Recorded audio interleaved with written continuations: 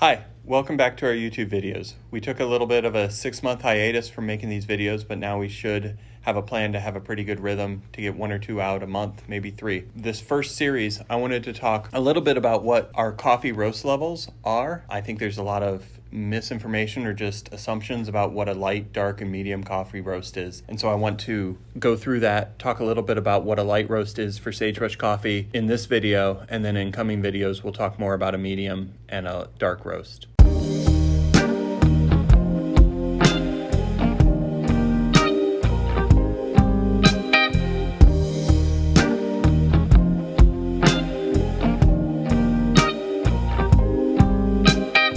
Before I get into the light roast exactly, I want to talk about how coffee roasting works a little bit. We have another video that talks completely about coffee roasting, and that'll get into a little bit more detail than what I want to go over. But right now, I just wanted to talk about coffee roasting at a high level. So when you're roasting coffee, there's a lot of science around it. We actually have a software program that gets us a lot of the way there, but you also use really primarily 3 of your senses in roasting coffee. You use sound, sight, and smell. And the sound is really important as we talk a little bit about the level of roasts. And that goes back to the misinformation. A light roast coffee is not necessarily based on color, but it's based off of where it falls within the roasting cycle and what you're hearing in that roasting cycle. Kind of the same with a dark roast coffee. Light, medium, and dark roast coffees all give you different flavor profiles, but they're more related to where they fall within the roasting cycle versus where they are color-wise. Speaking of that, you've got this roasting cycle where you've got a curve where you're just applying a ton of heat early to try to get the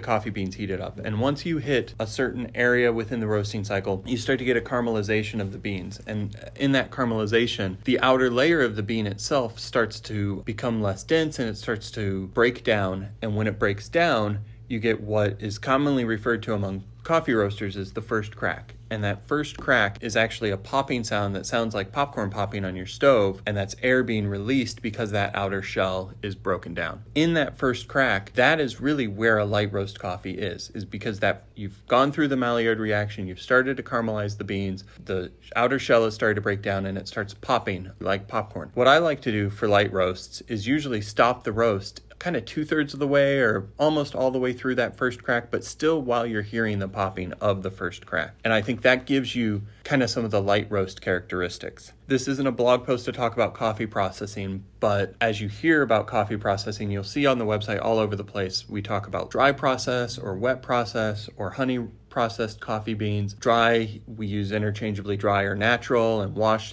or wet. And then there's honey, and you can even hear semi-washed. All of those processes have an effect on how that first crack sounds and some of the things you're going to see during a light roast coffee. If you have a wet processed coffee or a washed coffee, you're actually going to see a white stripe down the middle of the coffee bean, and that will indicate that it's a lighter roast. And the brighter white that is, the lighter the roast it is. That doesn't exist at all in a dry processed coffee because of the way the coffee bean's processed. And you get a similar thing kind of in between for the semi-washed or the honey processed coffees. When you look at these different coffee processing methods, each processing method has different characteristics and flavor profiles, and a light roast is affected by that a lot. First, I want to talk about dry processed coffees and what they taste like as a light roast. In general, a dry processed coffee is processed with the fruit on the pit itself. And so the coffee bean is the pit of a cherry, and those are put on drying beds with that fruit still on there. And so logically, a dry processed coffee is going to taste more fruity. The lighter you roast it, the more that fruit is going to stand out on a dry processed coffee. If you buy from Sagebrush Coffee a dry process, regardless of origin, a dry processed coffee roasted light, expect it to taste fruity. It's going to be extra fruity. And when I even decide what the roasting profile is, if I taste a dry processed coffee and it tastes incredibly fruity, I'm probably going to choose to make that a light roasted coffee just so that it becomes really strongly fruited and has that for the people that love fruity coffees. If you don't like fruity coffee, steer clear of a dry processed coffee that's roasted light because you're never going to like those. And then washed coffees or wet processed coffees, that is what the vast majority of coffee is out there. Almost anything you buy at a store is washed. It's very typical. And so when you're looking at what the origin of that coffee tastes like, you're going to probably taste that more in a washed coffee or a wet processed coffee. A Colombian coffee is going to be more nutty and creamy with a milk chocolate undertone. An Ethiopian is probably going to be more floral and complex with a little bit of fruit and some other things going on in it. Sumatran coffees that are light roasted are going to be super earthy and taste a lot almost like the ground that they come from.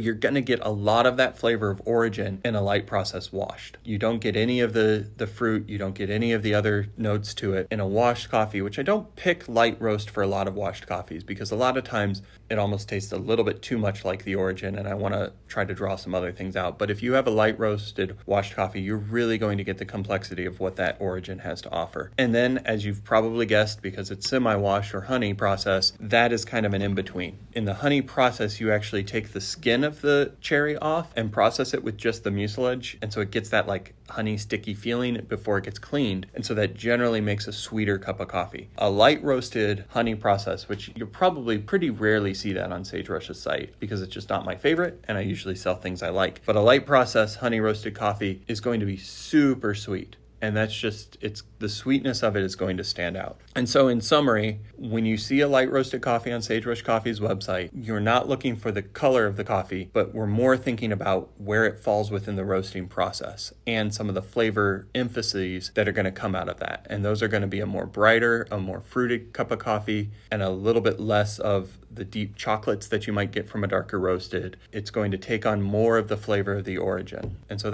that's pretty much it for light roasted. Stay tuned. In a couple of weeks, we'll launch another blog post that talks about medium roasted coffee.